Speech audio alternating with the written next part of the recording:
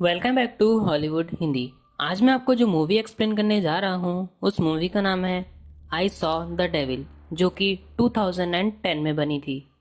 Movie की starting में एक सुनसान रोड पर हमें एक कार दिखाई जाती है और वही कार रोड के साइड में रुक जाती है क्योंकि उस कार का एक टायर पंचर हो चुका था। उस कार में एक लड़की बैठी होती है और फ़ोन पर वह अपने फियांसे से बात कर रही होती है जिसका नाम किम सू था। जब वह अपने फियांसे से बात कर रही होती है तभी वहाँ पर एक स्कूल वैन आ जाती है। वैन से एक आदमी निकलकर उसकी मदद के लिए आता है। लड़की बोलती है कि मेरी कार का टायर पंक्चर हो गया है और मैंने मदद के लिए फ़ोन कर दिया है और वो लोग बस आते ही होंगे। लेकिन आदमी बोलता है कि बाहर बहुत तेज़ स्नो हो रही है। लेकिन वह आदमी उसकी ज़बरदस्ती मदद करने लगता है। तभी फ़ोन पर उसका फियांसे बोलता है कि मुझे कुछ ठीक नहीं लग रहा है और तुम उस आदमी से दूर ही रहना। वह हाँ बोलकर कॉल कट कर देती है। वह आदमी बोलता है कि तुम्हारा टायर पूरी तरह पंक्चर हो चुका है। लड़की अंदर से बोलती है कि आपकी मदद के लिए बहुत बहुत शुक्रिया, मेरे लिए मदद बस आती ही होगी। वह आदमी उसे घूरने लगता है और अपनी वैन में चला जाता है। लेकिन वह अपनी वैन को बहुत देर तक चालू नहीं करता और बहुत देर तक अपनी वैन को वहीं पर खड़ा रखता है। लड़की को लगता है कि कुछ तो गड़बड़ है। जैसे ही वह लड़की गाड़ी स्टार्ट करती है वह आदमी उस पर हमला करने लगता है और कांच का दरवाज़ा खोल देता है। वह आदमी लड़की पर हमला कर कर उसे अपने साथ ले जाता है। जब लड़की की आँख खुलती है वह अपने आप को दूसरी जगह पाती है। उस लड़के को यह एहसास हो जाता है कि यह आदमी उसे बस मारने ही वाला है और वह उस आदमी को कहती है कि मैं प्रेग्नेंट हूँ, प्लीज़ मुझे जाने दो। वह उसकी एक नहीं सुनता और उसे बेरहमी से मार देता है। कुछ दिन बाद पुलिस को लड़की की डेड बॉडी के पीसेस मिलते हैं। लड़की के फादर एक डिटेक्टिव थे और वह यह सोचकर बहुत दुखी हो जाते हैं कि वह अपनी बेटी को बचा नहीं पाए। 30 साल तक डिटेक्टिव होने के बावजूद वह अपनी बच्ची को बचा नहीं पाए। फिर वह किमसू से माफ़ी मांगते हैं और कहते हैं कि मुझे माफ़ कर दो, मैं उसे बचा नहीं पाया। किमसू उसका फियांसे था और उससे बहुत ज़्यादा ही प्यार करता था। किमसू अपनी वाइफ की मौत के बाद बहुत ज़्यादा ही डिप्रेस था।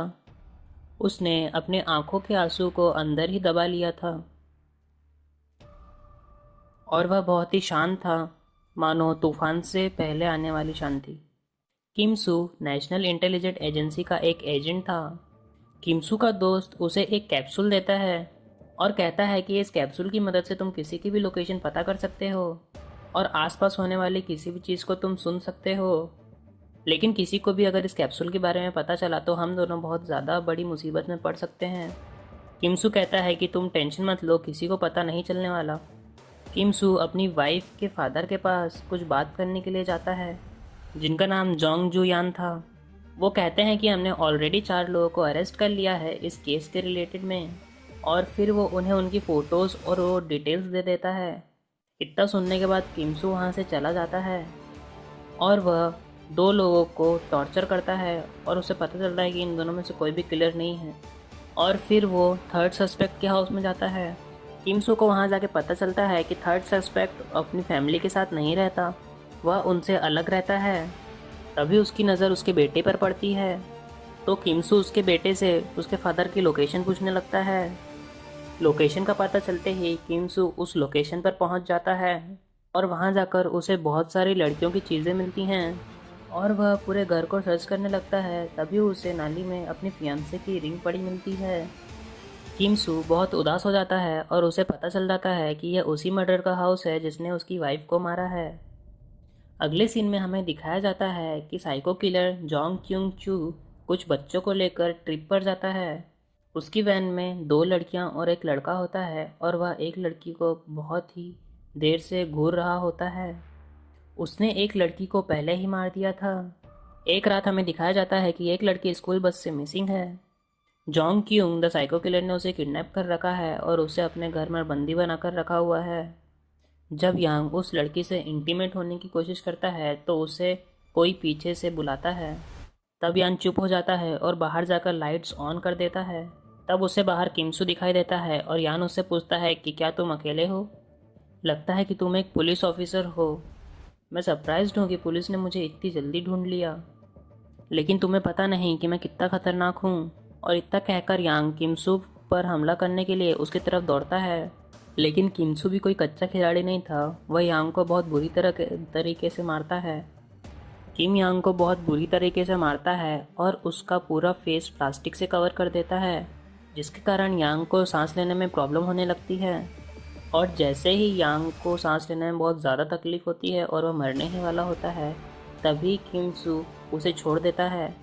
किम सू उसका सर पत्थर से कुचलने ही वाला होता है, लेकिन ऐसा करने की बजाय किम सू उसके मुंह में जीपीएस वाली कैप्सूल डाल देता है और यांग को कुछ पता भी नहीं चलता क्योंकि वह बेहोश पड़ा था। और इसी तरह से किम सुंग ने एक लड़की की जान बचा ली।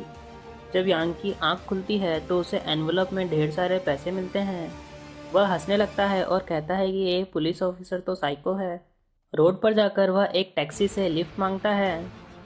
उस टैक्सी को 2 आदमी चला रहे थे और दूसरी तरफ किम सू उसकी लोकेशन को देख रहा होता है। किम सू यांग के हर एक्शन को फॉलो कर सकता है और उसकी आवाज़ को सुन सकता है और वह उस लोकेशन की तरफ बढ़ने लगता है जहां यांग टैक्सी से लिफ्ट मांग रहा था। यांग उन दोनों टैक्सी ड्राइवर को मार देता है और जब वह कार की डिक्की खोलता है तो वहां पे एक लाश देखता है, जिसका मतलब वो दोनों भी यांग की तरह ही क्रिमिनल्स थे। यांग ये सब देख के बहुत हंसता है और वो कार लेकर वहाँ से रफू चक्कर हो जाता है।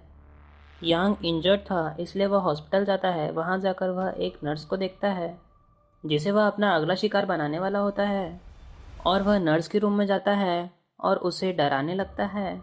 वो नर्स को बताता है कि पिछली रात मैं एक लड़की के साथ इंटीमेट होने ही वाला था, लेकिन एक आदमी की वजह से मेरे सारे प्लान डिस्ट्रॉय हो गए और मैं अब आज का मौका मिस नहीं करना चाहता। नर्स कहती है कि प्लीज़ ऐसा मत करो, लेकिन यांग उस नर्स की एक नहीं सुनता।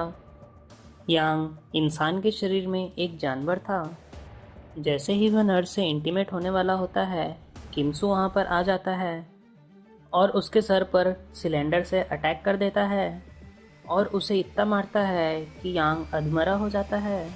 जब नर्स जाने लगती है तो किम सू उससे कहता है कि अभी मत जाओ, अभी तुम्हें इस आदमी के घावों को ठीक करना है। और किम सू यांग को कहता है कि अभी तो गेम की शुरुआत हुई है, धीरे धीरे देखो कि आगे क्या होता है। और इतना कहने के बाद वह यांग के पैर को काटने लगता है, जिसके कारण यांग दर्द से कराहता है। अगले सीन में हम यांग को एक कार से उतरते हुए देखते हैं। उसका हाथ टूटा हुआ था, पाँव कटा हुआ था और वह ठीक से चल भी नहीं पा रहा था और उसे यह भी नहीं पता था कि किम सू उसके साथ ऐसा क्यों कर रहा है। और यांग बहुत कंफ्यूज था कि किम सू उसकी एग्जैक्ट लोकेशन कैसे पता कर रहा है। उसे लगता है कि उसके जूते या कार में एक ट्रांसमीटर जीपीएस लगा हुआ है, इसीलिए वह अपनी कार को चेंज करने के लिए एक हाईवे पर जाता है और वहाँ पर जाकर लोगों से लिफ्ट मांगने लगता है। उसके पास एक आर्मी की कार आकर रुकती है, जिसके कारण वह उस आर्मी वाले को कुछ नहीं करता। अगले सीन में किम सू के उसके फादर इन लॉ का कॉल आता है, जो कि उसको कहते हैं कि अब तुम यांग को पनिश करना बंद कर दो, अब पुलिस उसे सजा देगी। लेकिन किम सू कहता है कि मैं उसे इतना तड़पाऊंगा जितना उसने मेरी वाइफ को तड़पाया था।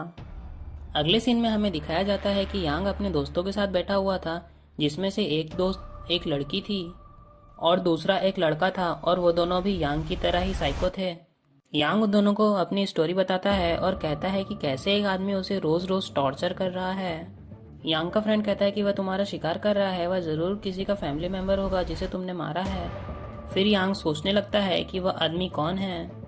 यांग को किम सू के हाथ में उसके फियांसे की रिंग याद आ जाती है। अब उसे पता चल जाता है कि किम सू कौन है। यांग का फ्रेंड उस घर के ओनर को किडनैप कर लेता है और उसे वो मारने ही वाला होता है। तभी किम सू वहाँ पर आ जाता है। यांग डर के किम सू से पूछता है कि तुम बिना आवाज़ करे अंदर कैसे आ गए। इतना सुनते ही किम सू उसे बहुत मारता है और इतने में ही यांग भी वहाँ पर आ जाता है। किम सू यांग और उसके दोनों साथियों को इतना मारता है कि वो सभी मरने ही वाले होते हैं और वो यांग को फिर से मारने लगता है और यांग ज़ोर ज़ोर से चिल्लाता है। अगले दिन हम देखते हैं कि पुलिस ने उस घर में आकर सभी को अरेस्ट कर लिया है। उन तीनों को हॉस्पिटल में एडमिट किया जाता है, जहां किम सू भी एडमिट था। किम सू का फ्रेंड उससे मिलने आता है। वह उससे कहता है कि तुम यांग को पुलिस के हवाले क्यों नहीं कर देते। तो किम सू कहता है कि अभी नहीं, जब तक मैं मेरा बदला न ले लूँ तब तक मैं उसे पुलिस के हवाले नहीं करूँगा। फिर उसका फ्रेंड कहता है कि कैप्सूल तब तक वर्क करेगी जब तक यांग को कॉन्स्टिपेशन नहीं होता। किमसू उसे कहता है कि चुप रहो, यांग पड़ोस में ही लेटा हुआ है। इतना कहकर किमसू यांग को चेक करता है और यांग बेहोशी होने का नाटक करता है। अब यांग को सब पता चल जाता है कि किमसू को उसकी लोकेशन कैसे पता चल रही थी, क्योंकि उसकी बॉडी में एक जीपीएस डिवाइस है जो कि किमसू ने उसे खिला दिया था। किमसू यांग को एक अंधेरी जगह में छोड़ देता है ताकि यांग दूसरा क्राइम करे और किमसू उसे सबक सिखा सके। अब यांग को सब कुछ पता चल चुका था कि किमसू कौन है और वह उससे बदला क्यों ले रहा है, और उसे ये भी पता था कि उसकी बॉडी में एक ट्रांसमीटर डिवाइस है। फिर यांग कहता है कि किमसू, मुझे पता है कि तुम मुझे सुन रहे हो और मुझे ये भी पता है कि तुम उस लड़की की वजह से मुझसे बदला ले रहे हो और मुझे उस लड़की का घर का एड्रेस भी पता है। अब तुम अपनी पूरी ज़िंदगी भर यही सोचते रहना कि जब तुम्हारे पास मौका था तो तुमने मुझे क्यों नहीं मारा। और हाँ, मैं तुम्हें एक बात बताना भूल गया कि जब मैं तुम्हारे फियांसे को मार रहा था तो उसने मुझे बताया था कि वह प्रेग्नेंट है। किमसू को बिल्कुल नहीं पता था कि उसकी वाइफ प्रेग्नेंट है। यांग बोलता है कि तुम्हारी फियांसे मुझसे रहम की भीख मांग रही थी। इतना कहकर वो मेडिकल शॉप से लूज मोशन की गोली लेता है ताकि वो कैप्सूल अपनी बॉडी से बाहर निकाल सके, और वो कैप्सूल किसी और की बॉडी में डाल देता है। जब किमसू वहाँ पे पहुँचता है तब तक यांग वहाँ से जा चुका था। अब किमसू को यांग की लोकेशन का पता नहीं चल पाता, तो वह यांग के साइको फ्रेंड से उसकी लोकेशन पूछता है। यांग का फ्रेंड किमसू को कहता है कि यांग अब तुम्हें और कर देगा और तुम्हारी फियांसे की पूरी फैमिली को मार देगा। यह सुनते ही किमसू डर जाता है और हॉस्पिटल से बहुत जल्दी ही बाहर निकल जाता है। किमसू का फ्रेंड उसे बताता है कि अभी अभी यांग का कॉल आया था और वह बोल रहा था कि मैं एक आखिरी काम करने के बाद अपने आप को पुलिस के हवाले कर दूंगा। यह सुनकर किमसू बहुत डर जाता है। किमसू उससे यांग की लोकेशन पूछता है और जैसे ही उसका फ्रेंड उसे लोकेशन बताता है तो किमसू को बहुत चिंता होने लगती है, क्योंकि यांग किमसू के फियांसी के घर पे था और अब किमसू को पता चल जाता है कि यांग उसकी पूरी फैमिली को मार देगा। किमसू को याद आता है कि यांग के फ्रेंड ने उसे बताया था कि यांग को लोगों को तड़पा तड़पा के मारने में और धीरे धीरे मारने में बहुत ही मज़ा आता है। इसलिए किमसू जल्दी से जल्दी अपनी वाइफ के घर पहुंचने की कोशिश करता है, लेकिन वह टाइम पर नहीं पहुंच पाता। यांग ने किमसू की वाइफ के फादर को इंजर्ड कर दिया था और उसकी बहन को जान से मार दिया था। किमसू वहां पर पहुंच जाता है और यह सब देखने के बाद उसे अपनी गलती का एहसास होता है कि काश उसने यांग को पहले ही मार दिया होता। फिर अगले सीन में हमें दिखाया जाता है कि यांग अपने आप को पुलिस के हवाले करने वाला था और पुलिस को उसने अपनी लोकेशन दे दी थी। यांग सरेंडर करना चाहता था ताकि किमसू उससे अपना बदला न ले सके और अपनी पूरी लाइफ पछताता रहे और इस गेम में यांग विनर हो जाए। लेकिन जैसे ही यांग को पुलिस पकड़ने वाली होती है, इतने में ही किमसू बीच में आकर यांग को पकड़कर अपने साथ ले जाता है और किमसू यांग को उसी घर में ले जाता है जहां पर यांग ने उसकी फियांसे यानी वाइफ का मर्डर करा था। किमसू यांग को उसी जगह पर बांध देता है और उसे टॉर्चर करना स्टार्ट कर देता है। यांग किमसू को कहता है कि प्लीज़ मुझे मार दो, तो किमसू यांग से कहता है कि मैं इस गेम को इतना इजीली ख़त्म नहीं होने दूंगा। अगर मैं चाहता तो तुम्हें कब से ही मार देता। मैं तुम्हें तब मारूंगा जब तुम्हें असली पेन या दर्द का एहसास होगा और जब तुम्हारी आंखों में मुझे डर दिखेगा। फिर यांग किमसू को कहता है कि प्लीज़ मुझे मत मारो, तुमने मुझे बहुत टॉर्चर कर लिया है, प्लीज़ मुझे जाने दो, मुझे छोड़ दो। किमसू यांग को बोलता है कि जिन लोगों को तुमने मारा उन्होंने भी तुमसे ऐसा ही बोला होगा, क्या तुम्हें डर लग रहा है? फिर यांग ज़ोर ज़ोर से हंसने लगता है और उससे कहता है कि मेरे अंदर डर की कोई फीलिंग ही नहीं है। फिर किमसू यांग से कहता है कि मैं तुम्हें दर्द का एहसास तुम्हारी मौत के बाद भी कराता रहूँगा, और किमसू उसके मुंह में रस्सी घुसाकर दरवाज़ा बंद कर देता है। यांग के सर के ऊपर ब्लेड थी, अगर कोई उस रस्सी को खींचेगा तो उस ब्लेड से यांग का सर कट जाएगा, और इस रस्सी का दूसरा हिस्सा गेट से बंधा हुआ था, अगर कोई भी इस गेट को खोलता है तो यांग की गर्दन कट जाएगी। किमसू ने ये सारा सेटअप किया था और किमसू वहाँ से जाने लगता है। जैसे ही वह जाता है तो पीछे से एक टैक्सी आ जाती है। उस टैक्सी में यांग के फैमिली मेम्बर्स थे।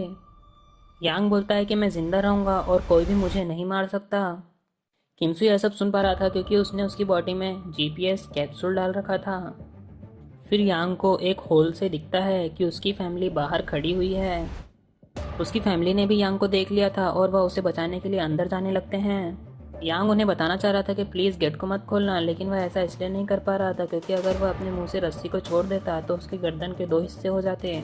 यांग की फैमिली उसे बचाने के लिए दरवाज़ा खोलने की कोशिश करते हैं क्योंकि उन्हें ये नहीं पता होता कि जिस दरवाजे को वो खोलने वाले हैं उस दरवाजे को खोलते ही यांग के सर कट जाएगा। इस पर यांग की आंखों में मौत का डर दिखाई देता है। वो चिल्लाना चाहता है कि प्लीज़ गेट को नहीं खोलना। जैसे ही उसके पेरेंट्स गेट खोलने की कोशिश करते हैं तो यांग के मुंह से रस्सी फिसलने लगती है और जैसे ही उसके पेरेंट्स गेट खोलते हैं वो ब्लेड उसकी नेक पर गिर जाती है और इसी तरह से यांग की मौत हो जाती है। किम सू यह सब हेडफोन में सुन रहा था। जैसे ही वो मरता है किम सू के भी आंखों से आंसू आ जाते हैं। उसने अपना रिवेंज पूरा कर लिया था लेकिन सब कुछ गवा दिया था। इस मूवी का टाइटल है आई सॉ द डेविल। बहुत ही मासूम लड़कियों ने यांग को एक डेविल की तरह देखा था और यांग ने किंगसू को एक डेविल की तरह देखा था और ये इस मूवी की स्टोरी है। ऐसी और मूवीज़ देखने के लिए please hit the subscribe button. Please अपना वैल्यूएबल ओपिनियन कमेंट बॉक्स में शेयर करें। Thank you guys for watching.